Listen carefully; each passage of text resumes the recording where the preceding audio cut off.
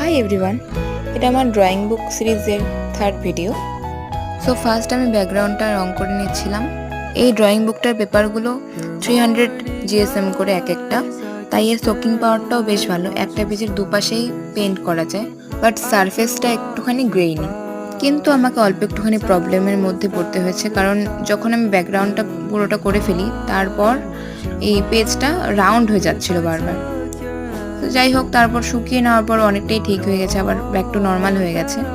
আমার ওয়াটার কালারের টিউবগুলোর মধ্যে স্কারলেট কালারটা ছিল না, তাই ফুলগুলো করার জন্য আমি ওই অ্যাক্রিলিকের থেকে স্কারলেট কালারটা নিয়েছিলাম, যদিও ওটাকে অনেকটা জল রঙের মতো ইউজ করা যায়।